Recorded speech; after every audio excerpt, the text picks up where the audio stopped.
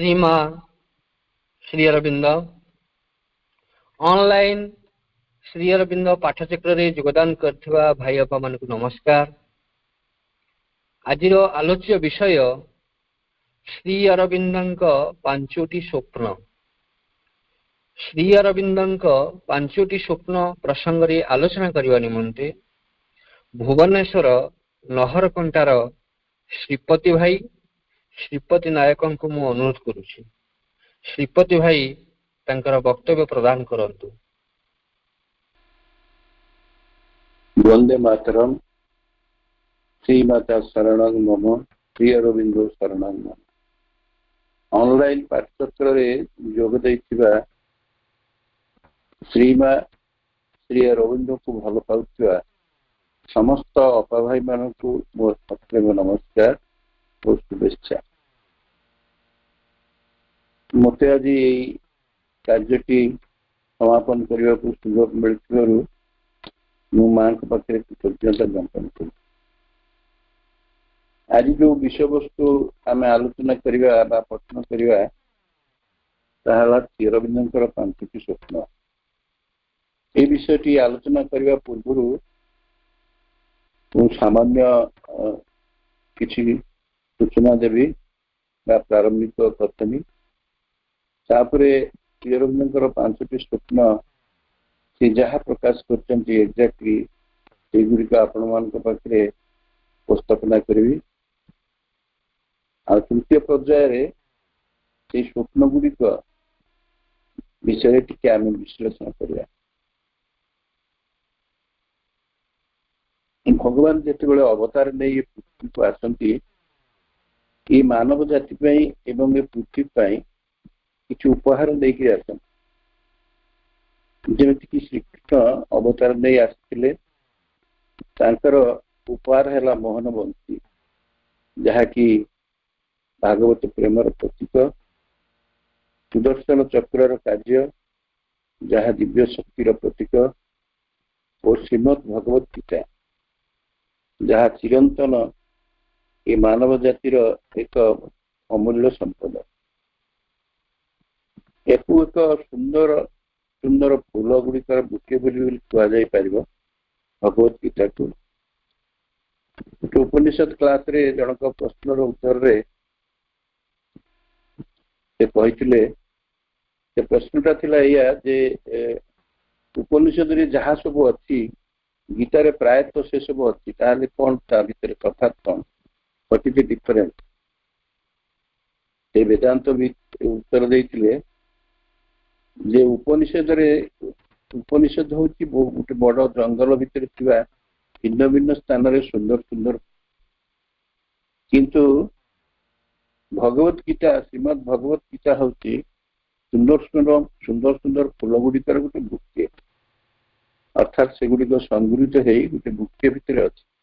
Condense form. से भली श्री अरविंद ये जिते ये जगत को आसिले से ये पृथ्वी ये पृथ्वी आम मान गिफ्ट लेकिन आस कौन आम वर्णना करवा से केवल श्री अरविंद श्री अरविंद तथापि सी होती युग पुरुष महान योगी मानववादी अग्नि पुरुष भविष्य द्रष्टा कवि कौन कौन विशेषण तार ठिकाना ना यता भी ना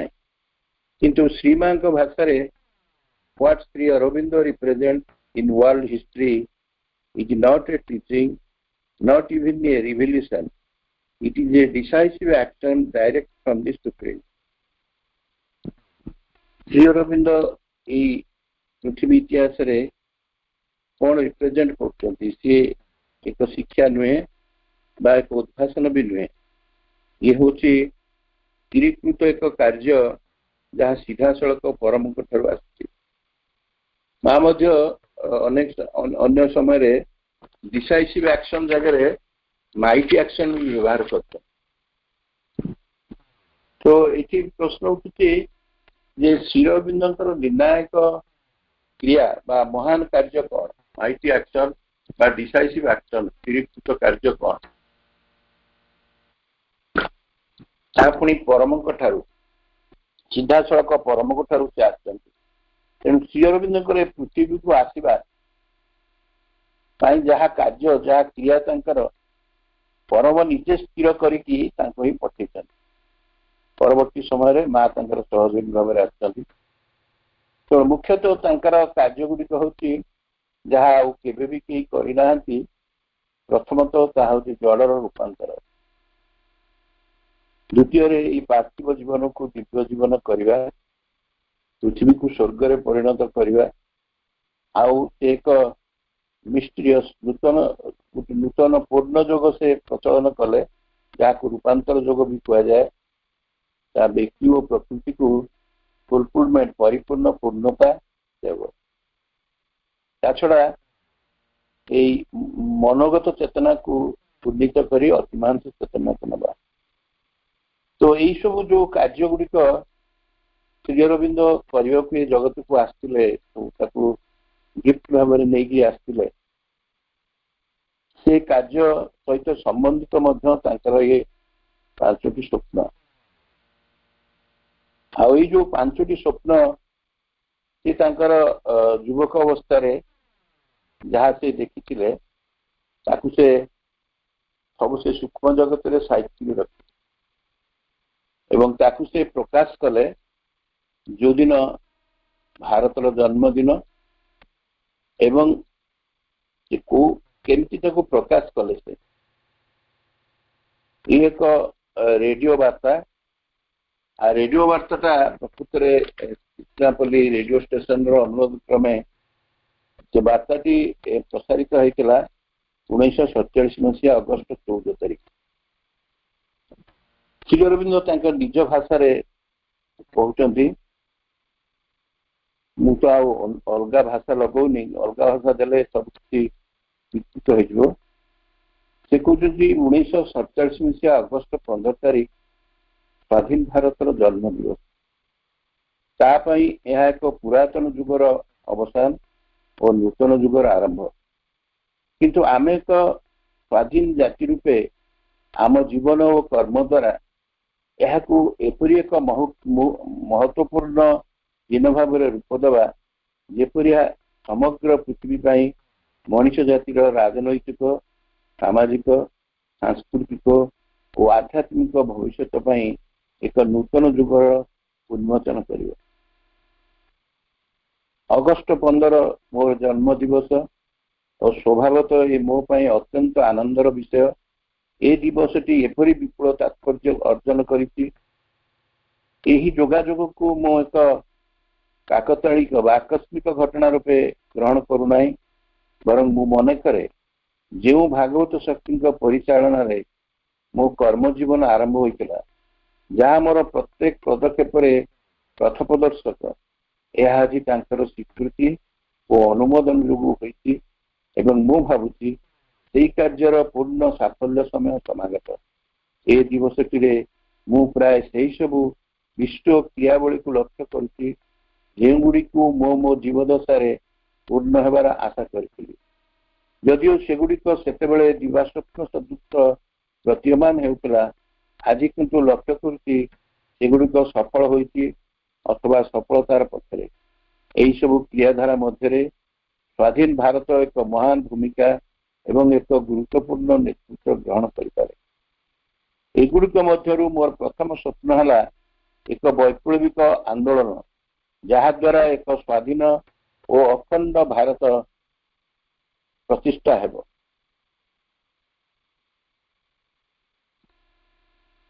ଆଜି ଭାରତ ସ୍ୱାଧୀନ, କିନ୍ତୁ ତାହା ଏପର୍ଯ୍ୟନ୍ତ ମଧ୍ୟ ଅଖଣ୍ଡତା ଲାଭ କରିପାରି ନାହିଁ। ବ୍ରିଟିଶ ଶାସନର ଅବ୍ୟବହିତ ପୂର୍ବରୁ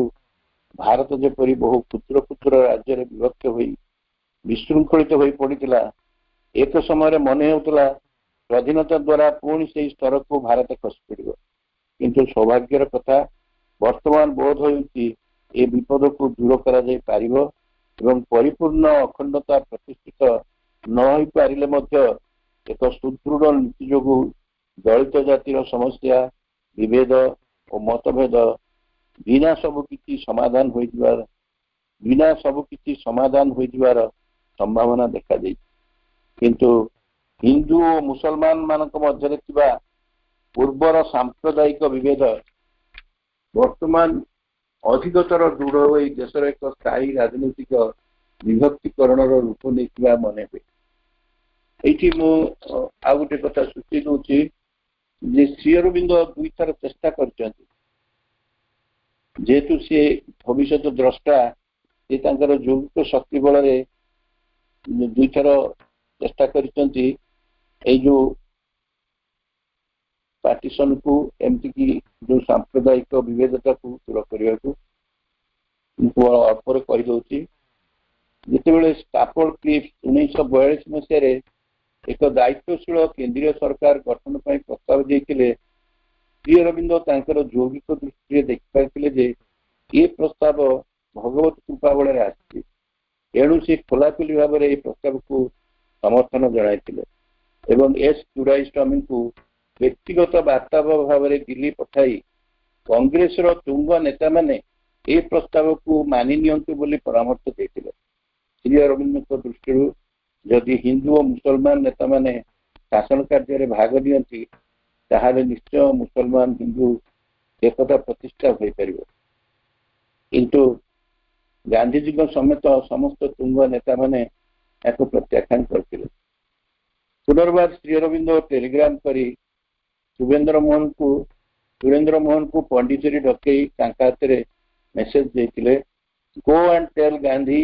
Nehru Maulana Sardar and Rajendra Prasad that the people should be given the opinion to stay in India or to opt for Pakistan. किंतु कांग्रेस और वर्किंग कमिटी समस्त मत देले is a very good proposal किंतु प्रस्ताव को ग्रहण कर जदि ये दुईटी प्रस्ताव को ग्रहण करा जाय थांता बोधुए पार्टीशन एवं सांप्रदायिकता जो विभेद हिंदू और मुस्लिम भितर ताकू एड़े दे पारते जेपरी यह जेपरी कदापि न घटे प्रभु कहते यह जेपरी कदापि न घटे देश विभाग जेपरी अवश्य ही दूर हेब केवल शांति सौहार्दता नुहे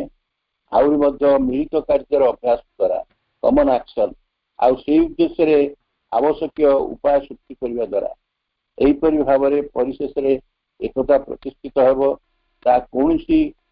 जेकोसी रूप नेउना कहीं निर्दिष्ट रूपर मूल्य केवल व्यवहारिक हेब तार कौन मौलिक गुरुत्व रहा किंतु जेकोसी उपाय हो जेकोसी पंथार हो देश विभाग निश्चय दूर करने को हेब एकता अवश्य प्रतिष्ठित हेब बा एनी मीन भारत कारण भारत भविष्य महानता यह अत्यंत आवश्यक।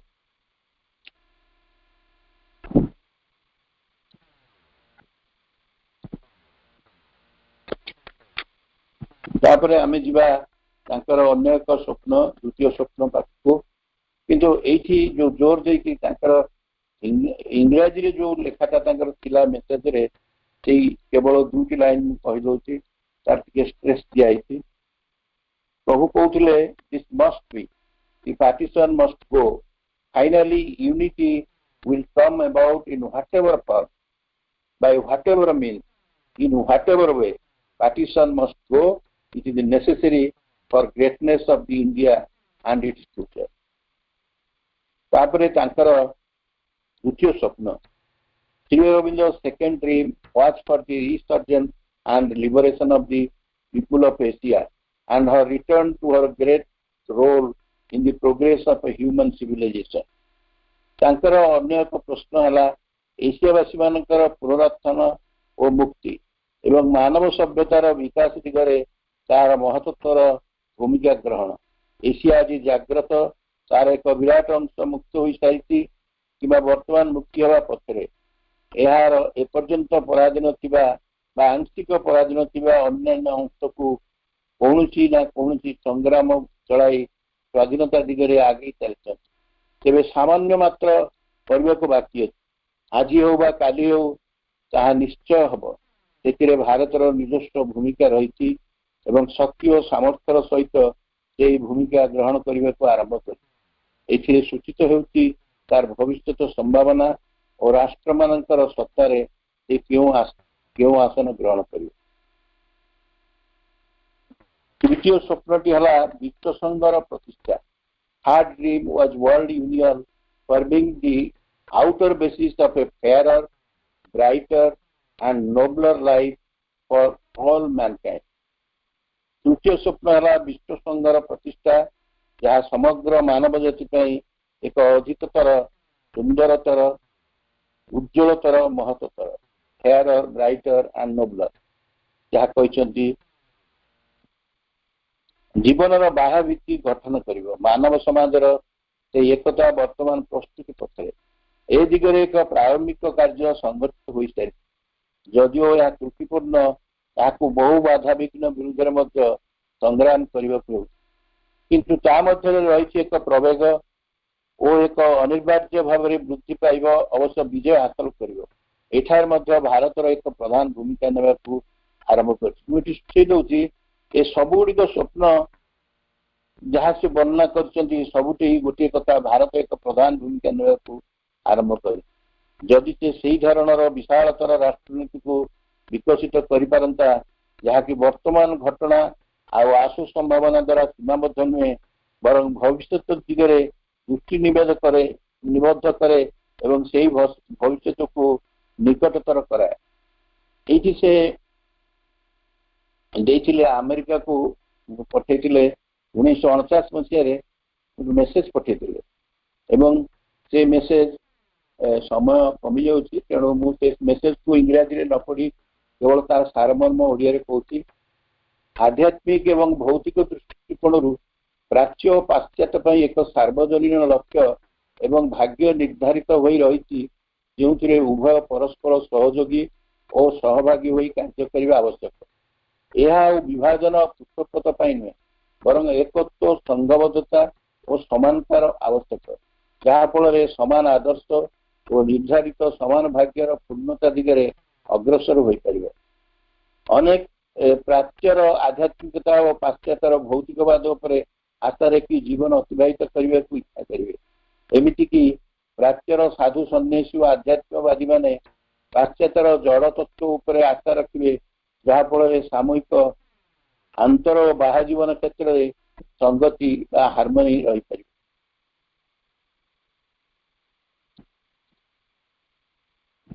पार। से जो कथा से कहले ये जो राजनैतिक विभक्तिकरण उपनैतिक मन हे दृढ़ भाव से कथाटा को से कहते यह जपरी कदापि न घटे देश विभाग जपरी अवस्था ही दूर हो केवल शांति सौहृदता आहरी मिलित भाव मिलित कार्यर अभ्यास द्वारा एवं से उद्देश्य आवश्यक उपाय सृष्टि करने द्वारा a common action and practice of the common action and to find out the way how to solve it, how to practice it. एपरी भाव में परिशेष एकता प्रतिष्ठा हम ता जेकोसी रूप में होना कहीं निर्दिष्ट रूपर मूल्य केवल व्यवहारिक हम तार कौन मौलिक गुरुत्व ना किंतु जेकोसी उपाय हो जेकोसी पंथा हो देश विभाग निश्चय दूर करने एकता अवश्य प्रतिष्ठित हम कारण भारतर भविष्य महानता यह अत्यंत प्रयोजन। अन्य एक स्वप्न है एशियावासी पुनरुत्थान और मुक्ति एवं मानव सभ्यतार विकास दिगरे तार महत्तर भूमिका ग्रहण। एशिया आदि जाग्रत तार एक विराट अंश मुक्त हो सारी किंतु वर्तमान मुक्ति सेवा पथरे यह एपर्यंत पराधीन थिला आंशिक पराधीन थिला अन्य अंश को कौन ना कौन संग्राम चलाई स्वाधीनता दिगरे आगे चली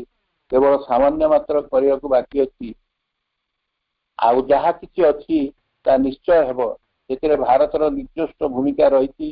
शक्ति और सामर्थ्यर सहित से भूमिका ग्रहण करने को आरंभ कर सूचित होती तार भविष्य संभावना और राष्ट्र मानकर सभा से क्यों आसन ग्रहण करेंगे। अन्य एक स्वप्न है पृथ्वी की भारतर आध्यात्मिक अवदान इतिमध्य आरंभ हो सारा भारतर आध्यात्मिकता यूरोप खंड और अमेरिका मध्य को क्रमश अधिक भाव में प्रवेश करुच्ची आंदोलन प्रसार लाभ कर जुगर विपर्य मध्य अधिक अधिक व्यक्ति भारत आड़ को आशार दृष्टि नहीं चाह रही केवल शिक्षा प्रति नुहे तार अंतरात्मा और आध्यात्मिक साधनार आश्रय कर सर्वशेष स्वप्न है विवर्तन एक अग्र पदक्षेप जहाँकि मनुष्य को एक उच्चतर और विशालतर चेतना मध्य को उन्नीत करिवो एवं व्यक्तिगत पूर्णता और सामाजिक पूर्णतार विषय रे चिंता करिवो और स्वप्न देखिबा दिन ठारू मनुष्य को जो सब समस्या गुड़िक व्यस्त और विचलित करिछि सेही सब समस्यार समाधान आनिदेव तथापि एक व्यक्तिगत आशा विचार और आदर्श मात्र जहाँ भारत और पाश्चात्यर दूरदृष्टि संपन्न और चिंताशील व्यक्ति को अधिकार करने को आरंभ कर प्रचेष्टार अन्य कौन क्षेत्र अपेक्षा ए क्षेत्र में प्रतिबंधक अधिक शक्तिशाली किंतु प्रतिबंधक गुड़िक अतिक्रम करने सृष्टि होती जदि भगवान इच्छा यार पश्चात थाए तेज सेगुड़िक अतिक्रम करहब पुनश्च जदि विवर्तन यही पदक्षेप ग्रहण करने हुए जेहेतु यह केवल संगठित हम आत्मा और अंतरात्मार विकास द्वारा तेणु ये क्षेत्र में भारत प्रथम उद्यम आरंभ कर जदिओ एथि सुजोगर परिसर विश्वव्यापक तथापि केंद्रीय प्रक्रिया भारत ही आरंभ होगा संभव भारत स्वाधीनता दिवस को मुझे तात्पर्य प्रदान करुच्ची मोर यही आशा केते दूर सफल हम ता निर्भर करे नूतन और स्वाधीन भारत उपर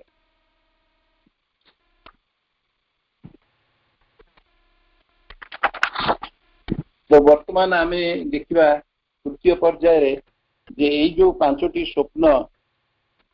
प्रभु मेसेज रे प्रकाश करथिले आम देखा प्रश्न गुड़िक ए स्वप्न गुड़िक केते दूर सार्थक होइछि बा केते दूर वर्तमान पर्यंत तांकर जहाँ थिला एक्सपेक्टेशन ता पूर्ण है प्रथम जो स्वप्न से भारतर स्वतंत्रता आ अखंडता भारत स्वाधीन है स्वतंत्रता पाई किंतु अखंडता पाईनी तांकर जो प्रथम एप्रिहेंशन थिला जे ब्रिटिश सरकार आगुरु जेमती खंड खंड कर भारत को रखिला बोधु एमान भितर विभेदता बढ़िबो किंतु आमे देखुछु भारत दो it is federal in structure but unitary in spirit आर माने अंतर बा आभ्यंतरीण यूनिटरी कैरेक्टरिस्टिक मेंटेन होगी रही किंतु एपर्यंत श्री अरविंद जितेबाला वार्ता देते 75 वर्ष आ भितर 73 वर्ष अतिक्रम हो गला 74 वर्ष चलती भारतर जन्मदिन कौन एपर्यंत एपाई बहुत कमन एक्टिविटीज नियाई से कमन एक्टिविटीज भितर रही कल्चरल एक्सचेंज कला संगीत सिनेमा इंडो पाक कल्चरल प्रोग्राम ये सब बहुत किछ कराई आध्यात्मिकता क्षेत्र में चुप्पी मानकर इस्लामिक चुप्पी एवं भारतीय जो माने धर्मीय तथा आध्यात्मिकवादी माने भितर गोटे एक्सचेंज प्रोग्राम किंतु हेले भी तार विशेष फलप्रद वर्तमान पर्यंत हैनी एबे भी विभेदता रही हिंदू मुस्लिम भितर किंतु जेहेतु प्रभु आमर आगु ताको स्वप्न रे प्रकाश करछंती गोटे समय आसीबो जेतेबेले कि एटी जो कहउछंती बाय एनी मीन्स जेकोन उपाय रे अवश्य भारत तार गोटे सुजोग छाड़ी 1971 वार बेले सेती बेले भी एकत्रीकरण हो पारिथांता माँ मध्य कहछंती जे या संभव हबो कारण सेतिरे जो छोटे छोटे राज्य से माने केबे राज्य हेबेनी से माने राज्य हेबे भारत सहित रहइबाकू फॉर एग्जांपल बेलुचिस्तान भली ये प्रथम स्वप्न द्वितीय स्वप्नटी के आग पछ करी कहि देछि द्वितीय स्वप्नटी एक्चुअली होछि जे एशिया कथा से कहछंती एशिया रे जो जागरण हबो तांकर जो एकत्व हबो एठी बड़ कथा होछि जे वर्तमान एशिया रे जो तीनोटी कंट्री जापान चाइना और इंडिया एमाने जो प्रभावशाली राइजिंग कंट्री एमाने वर्तमान जो तार स्थितिटा पूरा पूरी उल्टा हो जाए केमती आम माँ को जीवन रू भी देखा माँ जो प्यारिस प्यारिस सांस्कृतिक क्षेत्र में बहुत आगे था यूरोपियन कंट्री बहुत से अग्रगति करता किंतु वर्तमान परिस्थिति में देखा ଯେ ଚାଇନା ଇଣ୍ଡିଆ ଆଉ ଜାପାନ କାହିଁକି ନା ମା ଯେତେବେଳେ ପ୍ୟାରିସରୁ ଆସିଲେ ସେଇ ତିନୋଟି କଣ୍ଟ୍ରିକୁ ଯାଇଛନ୍ତି ଏବଂ ଶେଷରେ ଇଣ୍ଡିଆରେ ରହିଛନ୍ତି। ମା ତ ଭଗବତୀ ଜନନୀ, ତେଣୁ ସେ ସବୁ କିଛି ଶକ୍ତି ତାଙ୍କ ପାଖରେ ଅଛି। ଏବେ ଆମେ ଦେଖିବା ଯେ ଆଶ୍ଚର୍ଯ୍ୟ ବା ୟୁରୋପିଆନ କଣ୍ଟ୍ରି ଇଟାଲୀ ଗ୍ରୀସ୍ ଏଗୁଡିକ ସବୁ ସେମାନଙ୍କର ଇକୋନୋମିକାଲ ହ୍ୟାଣ୍ଡିକ୍ୟାପ୍, ସେମାନେ ଭାରତ ଉପରେ ବି ନିର୍ଭର କରୁଛନ୍ତି। ଚାଇନା ଇକୋନୋମିକକୁ ଏକ ପ୍ରକାରର ନିଜ ହାତକୁ ନେଇଯାଇଛି। ତେଣୁ ଏସିଆର ଏଇ ଯୋଉ ପୁନର୍ଜାଗରଣ ହବ, ସେମାନେ ଏକତ୍ର ପାଇବେ, ଏଇ ଯୋଉ ତାଙ୍କର ସ୍ୱପ୍ନ ଥିଲା, ଏ ସ୍ୱପ୍ନ ବର୍ତ୍ତମାନ ପୁରା ପୂରଣ ହେଇଛି। ପ୍ରଭୁ ଯାହା କହିଥିଲେ ଯେ ଖାଲି ଯେ ସେ ପରାଧୀନ ଅଂଶଟି ଯେ ସ୍ୱାଧୀନ ହବ ତା ନୁହେଁ, ତା ସହିତ ଏଇ ସବୁ ରାଇଟ୍ସ କରିବେ ସବୁ, ବିଶେଷ କରି ଚାଇନା ଜାପାନ ଆଉ ଇଣ୍ଡିଆ ଆମେ ବି ସବୁ ଜାଣିପାରୁଛେ କେମିତି ସେମାନେ ରାଇଟ୍ସ କରିଛନ୍ତି, ବର୍ତ୍ତମାନ କେତେ ପ୍ରଭାବଶାଳୀ। ଆଉ ସବୁଠୁ ଆଶ୍ଚର୍ଯ୍ୟ କଥା, ଭାରତ ଯୋଉ ସମୟରେ ଥିଲା ବର୍ତ୍ତମାନ ସମୟକୁ ତୁଳନା କଲେ ପର୍ଟିକୁଲାରଲି ଇକୋନୋମି ଏ କ୍ଷେତ୍ରରେ ସେ ବହୁତ କିଛି ଆଗକୁ ଯାଇଛି, ଯାହା ଉପରେ ମଧ୍ୟ ଇଟାଲୀ ଗ୍ରୀସ୍ ସେମାନେ ତ ଇକୋନୋମିକାଲି ହ୍ୟାଣ୍ଡିକ୍ୟାପ୍ ହେଇଯାଇଛି। ସେ ୟୁରୋପିଆନ ଦିନେ ଯୋଉମାନେ ଏସିଆକୁ କବଳିତ କରିଥିଲେ ସେମାନଙ୍କ ଏଇଟା civilization is always goes along the circular path, ସବୁବେଳେ ସେମାନେ ଅପ୍ ଆଣ୍ଡ ଡାଉନ୍ ଦିଶ ଖେଳ ଭଳି ଏଇଆ ହେଇଛି। ତାପରେ ହଉଛି ଯୋଉ ତୃତୀୟ ସ୍ୱପ୍ନ, ଯୋଉଟା ବିଶେଷ କରି ସେ ସ୍ୱପ୍ନଟି ହଉଛି କଣ ନା, ସେ ସ୍ୱପ୍ନରେ ସେ କହୁଥିଲେ ଯେ ଯାହା ସେ ଆଶା କରୁଥିଲେ ସେଇଟା ହଉଛି ସବୁଠୁ ବଡ କଥା, ଯେ ବିଶ୍ୱ ସଂଘ ପ୍ରତିଷ୍ଠା ହେବ ଏବଂ ସେଇଠି ସେ ଗୋଟେ ଇଣ୍ଟରନ୍ୟାସନାଲିଜିମ୍ ବା ବିଶ୍ୱ ଭାବକୁ ପ୍ରଚଳନ କରିଥିଲେ। ଶ୍ରୀ ଅରବିନ୍ଦ ଚାହୁଁଥିଲେ ଯେ କେମିତି ସାରା ବିଶ୍ୱ ଭିତରେ ସେଇ ଯୋଉ ସଂଘୀୟ ଭାବ, ଏକତ୍ୱ ଭାବ, ଏ ସବୁ କେମିତି ଆସିବ, ସେମାନେ ଦିନେ ସମସ୍ତେ ସମାନ ହେଇଯିବେ, ଏଇ କଥା ତାଙ୍କର ସ୍ୱପ୍ନରେ ଥିଲା। ଏବେ ବି ସେଇ ପଥରେ ମଧ୍ୟ କିଛି ବାଟ ଆମେ ଅଗ୍ରସର ହେଇଛୁ। ଗ୍ଲୋବାଲାଇଜେସନ ହେଇଛି, ଲିବରାଲାଇଜେସନ ହେଇଛି, ଆଉ କିଛି କିଛି ଅଛି ଆପଣମାନେ ଜାଣିଛନ୍ତି global piece movement, green piece movement ବା ହରିତ କ୍ରାନ୍ତି, ଏଇ ସବୁ ଯୋଉ ପ୍ରପୋଜାଲ ସବୁ, ଏଇ ଯୋଉ କାର୍ଯ୍ୟକ୍ରମ ନିଆଯାଇଛି, ଏ କାର୍ଯ୍ୟକ୍ରମ ଦ୍ୱାରା ଦେଖାଯାଇଛି ଯେ ଏଇ ଗୋଟେ ଯେମିତି ସାରା ବିଶ୍ୱ ଗୋଟେ ଗ୍ଲୋବାଲ ଭିଲେଜ ଆଡକୁ ଯାଉଛି। ଆଣ୍ଡ ବିଶେଷ କରି ଇଣ୍ଟରନେଟରେ ବର୍ତ୍ତମାନ ଗୋଟେ ଗାଁରେ ଗୋଟେ ପିଲା ଯଦି ଚାଟ୍ କରିବାକୁ ଚାହିଁବ, ଆମେରିକାର କୌଣସି ଜାଗାରେ କାହାରି ସାଙ୍ଗରେ ପୁଅ ବା ଝିଅ ତା ସହିତ କଥା ହେଇପାରିବ। ଦୁନିଆଟା ଯେମିତି ଛୋଟ ହେଇଯାଇଛି। ଆଉ ସବୁଠୁ ବଡ ଜିନିଷ ହେଇଛି, ଭାରତରେ ବି ସବୁଠୁ ବି ଥିଲା, ସବୁଠୁ ବଡ ଗୋଟେ ଜିନିଷ ସେ ପଳେଇ ଯାଇଛି, ସେଟା ହଉଛି ରେସିଟି, ବର୍ଣ୍ଣ ବୈଷମ୍ୟ। ଏମିତିକି କିଛି ବର୍ଷ ପୂର୍ବରୁ ଆମେରିକାରେ ଏଇ ଯୋଉ କଳାଗରା ଭାବ ଥିଲା, ଏଇ ଭାବଟା ଆଉ ନାହିଁ ଏବଂ ଆମରି ଭାରତରେ ବି ବହୁତ ଭେଦଭାବ ଥିଲା। ସବୁ ଉଚ୍ଚ ଜାତି ନିଚ ଜାତି, ସ୍ତ୍ରୀ ମାନଙ୍କୁ ନିମ୍ନ ଭାବରେ ଭାବନାରେ ନିଆଯାଉଥିଲା, ସେମାନଙ୍କୁ ପୂଜା ପାଠରେ ଭାଗ ଦିଆଯାଉନଥିଲା, ଏସବୁ କେତେ କେତେ ଭେଦଭାବ ସବୁ ଥିଲା ସବୁ, ଆଉ ବହୁତ ବି କୁସଂସ୍କାର ସବୁ ଥିଲା। ସେଗୁଡିକ ଆସ୍ତେ ଆସ୍ତେ ଏଗୁଡିକ ସବୁ ଦୂର ହେଇଯାଉଛି ଏବଂ ଦେଖାଯାଉଛି ଯେ ସବୁ ଯାକ ଯେମିତି ବିଶ୍ୱର ସବୁ ଯାକ ରାଷ୍ଟ୍ର ସେଇ ଯୋଉ କମନ ଆକ୍ସନର ପ୍ରାକ୍ଟିସ। ଏବଂ ଅସଲ କଥା ହଉଛି ଏକୁ ସବୁ କାହିଁକି ଏମାନେ ଅଲଗା ଅଲଗା ହେଇଯାଉଛନ୍ତି, ତା ଭିତରେ ମୂର୍ଖତା ରହୁଛି, ସ୍ୱାର୍ଥପରତା ରହୁଛି, ହୀନମନ୍ୟତା ରହୁଛି, ଏଇ ସବୁ ଜିନିଷ। ଆଉ ସବୁଠୁ ବଡ ପାଶ୍ଚାତ୍ୟ ଭିତରେ ହଉଛି ଯେ ପାଶ୍ଚାତ୍ୟବାଦୀ ମାନେ ଜଡବାଦୀ, ଆଉ ପ୍ରାଚ୍ୟ ଯୋଉମାନେ ସେମାନେ ହଉଛନ୍ତି ଯେ ସେମାନେ ବିଶ୍ୱାସ କରନ୍ତି ଆତ୍ମାକୁ। ତେଣୁ ସେମାନେ କୁହନ୍ତି ଆତ୍ମା ହିଁ ବାସ୍ତବ ସତ୍ୟ, ଆଉ ସେମାନେ କୁହନ୍ତି ଜଡ ହିଁ ସତ୍ୟ। ଅନେକ ଜାଗାରେ ମା ବି କହିଛନ୍ତି, ଅରବିନ୍ଦ କହିଛନ୍ତି, ଦୁଇ ଜଣ ବି ତ୍ରୁଟି କରନ୍ତି, ୱେଷ୍ଟର୍ଣ୍ଣର୍ସ ବି ତ୍ରୁଟି କରନ୍ତି, ଇଷ୍ଟର୍ଣ୍ଣର୍ସ ବି ତ୍ରୁଟି କରନ୍ତି। କାରଣ ଇଏ ହଉଛି ଗୋଟେ ଜୀବନର ଅନ୍ତର୍ଜୀବନ ଆଉ ବାହ୍ୟ ଜୀବନର କଥା ଯେମିତି। ତେଣୁ ଯୋଉ ଜଡବାଦୀ ମାନେ ଯୋଉମାନେ କହନ୍ତି ଯେ ଆତ୍ମା ଫାତ୍ମା କିଛି ନାହିଁ, ଏମାନେ ବି ସେମିତି କହନ୍ତି ଏ ସବୁ ଅବାସ୍ତବ। ଯୋଉଟା ଟ୍ରାଡିସନାଲ ସ୍ପିରିଚୁଆଲ ପ୍ରାକ୍ଟିସ କହୁଛି ଏ ଜଗତ, ଏ ଜୀବନ, ଏ ଜଡ, ଏ ସବୁ ଯାକ ଅବାସ୍ତବ। କେବଳ ଯଦି ବାସ୍ତବ ସିଏ ହଉଛି ଆତ୍ମା, ଏ ଆତ୍ମଚେତନାରେ ଯାଇ ତୁମେ ନିର୍ବାଣ ପାଅ, ମୁକ୍ତି ପାଅ ଇତ୍ୟାଦି ଇତ୍ୟାଦି। କିନ୍ତୁ ସେମାନେ ଗ୍ରହଣ କରୁନାହାନ୍ତି ଯେ ଜଡଟା, ଏଇ ଜଡ ବି ତାର ବାସ୍ତବତା ଅଛି, ରିଆଲିଟି ଅଛି। ଯଦିଓ ଆମର ଶାସ୍ତ୍ରରେ ଆମେ ଯଦି ଅନୁଧ୍ୟାନ କରିବା ଆମର ଉପନିଷଦକୁ, वैदांतिक कनसेप्ट को जदि नबा आम देखा जे प्रकृति उभयंकर जड़र मध्य जीवन अच्छी जड़ भितर आत्मा अच्छी श्री अरविंद भी लिखिं मैटर मैनिफेस्ट दि स्पिरिट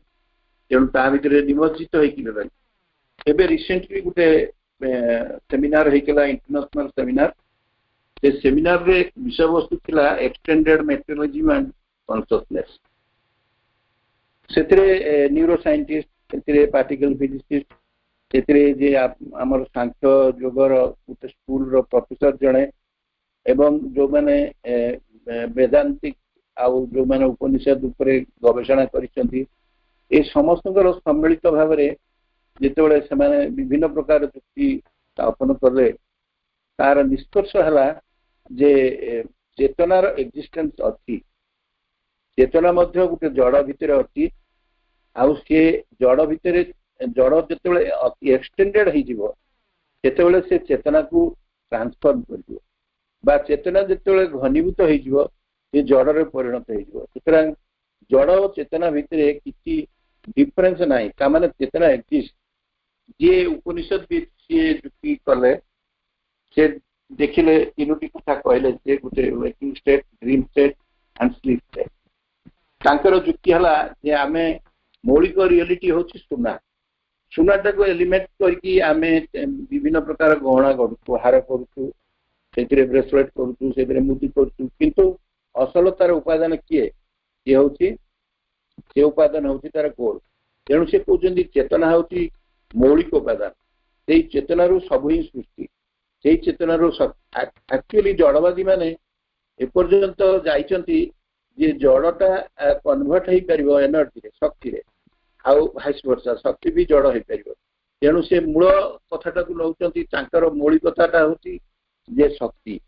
किंतु चेतना जे मौलिकता एपर्यंत जड़वादी ग्रहण करना किंतु ग्रहण करने जिते बड़े यहीटा को से ग्रहण करदे जिते पाश्चात्य और पाश्चात्य प्राच्य और पाश्चात्य भितर गोटे रिकनसिलेसन हो उभय उभय ग्रहण करने that is called grand unification जो से ग्रांड यूनिफिकेशन हो सबुपाई बाट कर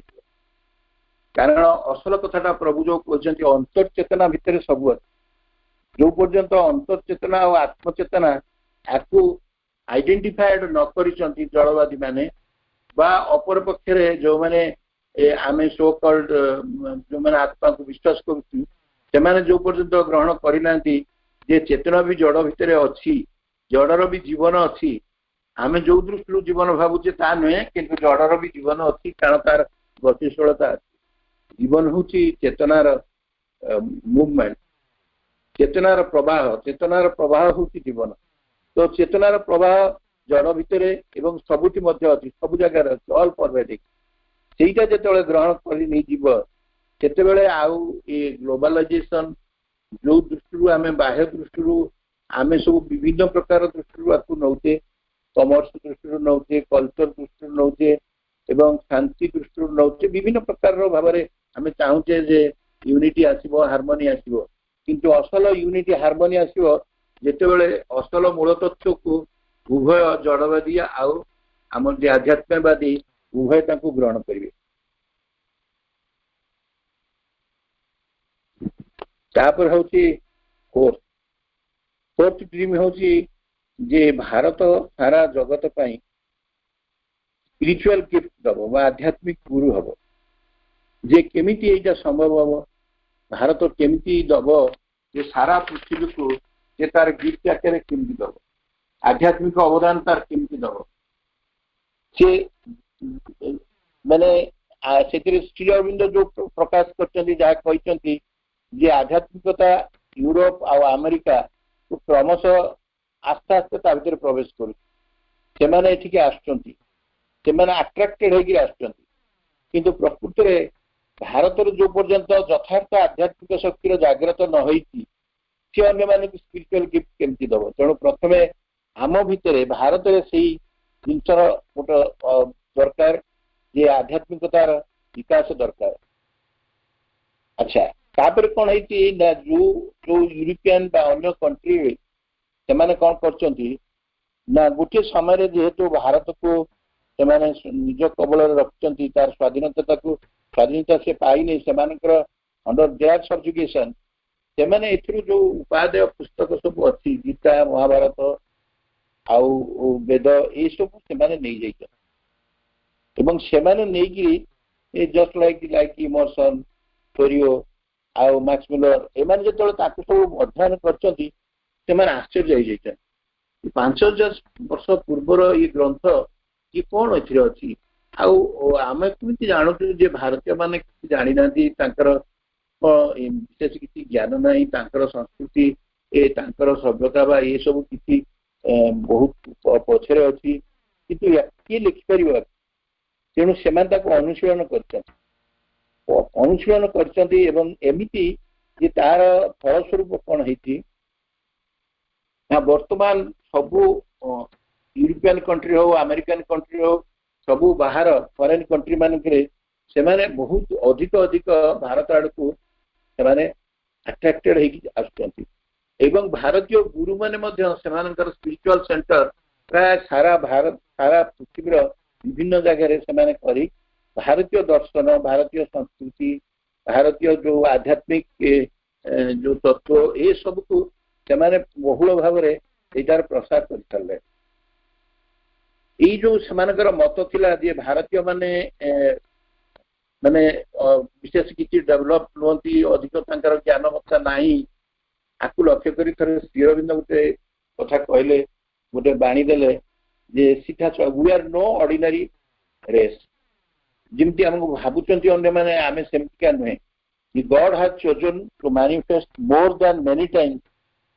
କାରଣ ଏଇ ଭାରତକୁ ହିଁ ଭଗବାନ ଚୁଜ୍ କରିଛନ୍ତି ଯେ କି ଭାରତ ଆଧ୍ୟାତ୍ମିକ ଗୁରୁ ହବ ସାରା ପୃଥିବୀର କାରଣ ଭାରତର ଯେତେ ଥର ଭଗବାନ ଆସିଛନ୍ତି କେବଳ ଭାରତକୁ ବି ଚଏସ୍ କରି ଆସିଛନ୍ତି ମା କହୁଛନ୍ତି ପ୍ରତି ନେସନର ଗୋଟେ ସାଇକିକ କୋଡ ଥାଏ ଏବଂ ଭାରତର ବି ଅଛି ଏବଂ ଭାରତକୁ ମଧ୍ୟ ମୋଟ ଉପରେ ଭଗବାନ ଚୁଜ୍ କରିଛନ୍ତି ପରମ ସତ୍ତା ଚୁଜ୍ କରିଛନ୍ତି ଏ ସମସ୍ତ ପୃଥିବୀକୁ ସେ ସ୍ପିରିଚୁଆଲ ଗିଫ୍ଟ ଦେବାକୁ ଏବଂ ସେଇ ଅବସ୍ଥାକୁ ମଧ୍ୟ ଭାରତ ଆସିଗଲାଣି ସାରା ପୃଥିବୀ ମଧ୍ୟ ସେଇ ଅବସ୍ଥାକୁ ଆସିଗଲାଣି ଏବେ 2008ରେ ଗୋଟେ ଲେଖା ଜଣେ ଲେଡି ଜର୍ଣ୍ଣାଲିଷ୍ଟ ବହି ଲେଖିଥିଲେ ସେଟା ପୁରା ସାରା ଆମେରିକାରେ ଚହଳ ପକେଇଦେଲା ସେ ଲେଖାଟି ହଉଛି ଆର୍ବି ଆମେରିକାନ ହିନ୍ଦୁ ନା ସେ ଆମେରିକାନ ମାନେ ଆଶ୍ଚର୍ଯ୍ୟ ହେଇଗଲେ ମାନେ ଆମେରିକାନ ହିନ୍ଦୁ କହିବାର କାରଣ ହଉଛି ଯେ ହିନ୍ଦୁତ୍ୱ ସନାତନ ଧର୍ମ ଏବଂ ଆଧ୍ୟାତ୍ମିକତା ଏତେ ଭାବରେ ବହୁଳ ଭାବରେ ପ୍ରସାରିତ ହେଇଯାଇଛି ଯେ ୟୁଥ ମାନେ ୟଙ୍ଗ ଯୋଉମାନେ ସେଇମାନେ ଗ୍ରହଣ କରୁଛନ୍ତି ବେଶୀ ଗ୍ରହଣ କରୁଛନ୍ତି ସେମାନେ ପୁନର୍ଜନ୍ମକୁ ଆକ୍ସେପ୍ଟ କରୁଛନ୍ତି ଆଉ ସେମାନେ ଏ ଯୋଗ ପଦ୍ଧତିକୁ ରିଆଲିଟି ବୋଲି କହୁଛନ୍ତି ଏ ଯୋଗ ପଦ୍ଧତିକୁ ଗୋଟେ ସମୟରେ ୟୁରୋପିଆନ କଣ୍ଟ୍ରି କଣ ଆମେରିକାନ କଣ୍ଟ୍ରି ୟାକୁ ଗ୍ରହଣ କରୁଛନ୍ତି ତେଣୁ ଏଇ ଯୋଉ ଡ୍ରିମଟା ଥିଲା ପ୍ରଭୁଙ୍କର ଏଇଟା ଆଲମୋଷ୍ଟ ମେଟେରିଆଲାଇଜ ହେଲା ଭଳି ଅବସ୍ଥାକୁ ଆସିଯାଇଛି ସେଇଟା ହଉଛି କି spiritual gift of India to all the world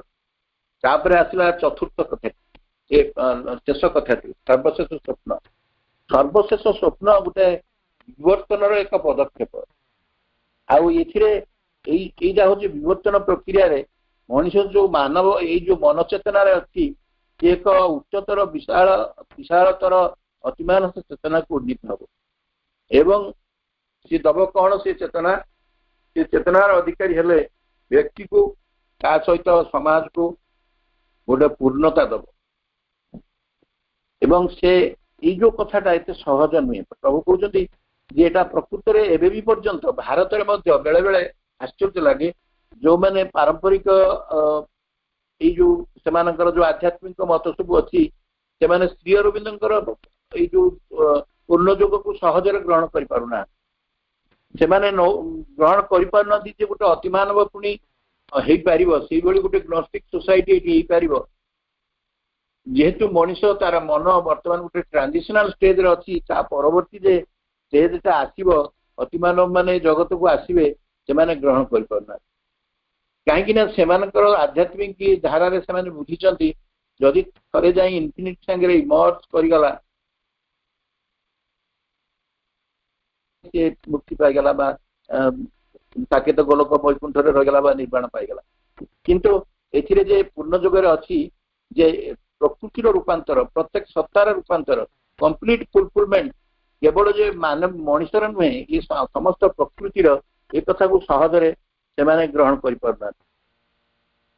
एमाने जेतेबेले ग्रहण करेंगे से पाश्चात्यर जो मैंने सब किंतु आश्चर्य कथा पाश्चात्यर जो दूरदृष्टि संपन्न बा चिंताशील व्यक्ति जो मैंने जीवन असल अर्थ जानवा चाहते जो मैंने जीवन लक्ष्य कौन जानापी से आकृष्ट हो भारत को आसुच्च भारत आध्यात्मिकता आड़ को से ग्रहण कर तेणु प्रभु कहते भगवान इच्छा जदि थाए या दिने न दिने हम ये विवर्तन पदक्षेप जो नेक्स्ट स्टेप से निश्चित संगठित हम आईटार मूल कथा हूँ जो आम आलोचना करते किछ समय पूर्व आत्मा और अंतर चेतनार विकास होता से श्री अरविंद जी कितने कष्ट कर आर्या पत्रिका 1914 लिखला बेले 7 वर्ष लिखिं 6-6टा आर्टिकल एका ही लिखिं जहाँ परवर्ती समय आम life divine synthesis of yoga secret of Veda ये सब आकार आम से पुस्तक गुड़ी को पाई आ सी जो भाष्य सी जो जहाँ सब तार अर्थ कर अर्थ को जदि जड़े ता भितर टिके बुझा चेष्टा कर जान देखिए जो असल असल अमूल्य धन तार भीतर सब आमती गोटे समय आसब आगत प्राय से सुजोग यह विश्वव्यापक किंतु सबु जगह प्रभु कहते ये सब निर्भर करुच्ची भारत उपर सब प्रक्रिया भारत रू आरंभ हम भारत ही सबुठी अग्रणी नब कहीं कारण भारत को सी ग्रहण कर भारत ही सब आध्यात्मिक गुरु भाव में सारा पृथ्वी ये कथा संभव कर श्री अरविंद को से चूज करते श्री अरविंद को से गोटे डिसाइसिव एक्शन दे ये जगत को पठे किए सीधा सड़क परम सत्ता द्वारा सीधा सड़क आसी ना अवतार एवं से खाली नुहे माँ भगवती जननी परात्पर जननी आद्या पराशक्ति को जी की एग्जिक्यूटिव्स सहयोग करने को श्री अरविंद संगे यही जगत को पठे जे आमने जो मैंने माँ संतान आमने जो मैंने ग्रहण करमको धरी न पड़ो आम एक वर्तमान एक एमती गोटे अवस्था अच्छे जहाँ कि आम कहवा एक दिव्य मुहूर्त अच्छे एवं आमको जेहेतु इनफानाइट चूज कर आम मैंने द्वारा चूज होते थे माँ जहाँ बेकर से स्वर्ण हार पकई स्वर्ण हार द्वारा चेन द्वारा बांधी किया बंधा हो पड़ी कारण से बहुत जुगर बहुत जन्मर तार तपस्या आम मान बहु जन्मर तपस्या फल आम सुजोग पाऊँ जहाँ जहाँ देखी जानवा से केवल गोटे कथा कहि समय बोधे अतिक्रांत हो कथा कहूँ आम कौन श्री अरविंद को डिफाइन करवा आपण मैंने चिंता कले आम आम भितर नहीं आम भीतर को नहीं चिंता करवा जड़े विदेश आसुचन आउ जड़े से विदेश को विवेकानंद जाइछन जहाँ को से गोटे अलग प्रकार भाव नहीं ना आगे गोटे जीरो लगे कि आड्रेस कर my dear sisters and brothers of America जहाँ फल से भितर गोटे आंदोलन आसी आंदोलित हो जाते केवे भाभी भी पारना एवं श्री अरविंद ये आसी पृथ्वी पृष्ठ आम भारत पाद माटी पाद देला बेलू ता पूर्व दिन बापा मरी हार्ट स्ट्रोक रे भूल खबर पाई माँ पागिली किए रही किए देख सी जो अनुभव कर विराट गोटे प्रशांति निस्तवता एवं ता भीतर से देखते ये भारत जहाँ को समस्त देश कहते नदी नाल वृक्षलता जंगल पहाड़ जो तैयारी कहते ना ये हूँ मो माँ असल माँ से भारत माता कहते ये मो माँ नृणानी देवी को चिठी लिखिं जे माँ जदि तार छाती रे गोटे शत्रु पक्ष आसी शत्रु आसिक चुड़िकाघात कर रक्तपान करे आम कौन विलास व्यसन रहा जीवन को बितेवा पिला छुआ को धरिकी मैंने की भावना है तेणु आम कौन विशेषण दबा आम जिते जिते कथा जानिले जहाँ एपर्यंत भी पढ़ुचे से कौन आम जानिले शेष मु गोटे श्री अरविंद गोटे बाणी जी या सहित प्रासंगिक कहूँ श्री अरविंद बाणी जी देते new spirit of oneness will take hold of the human race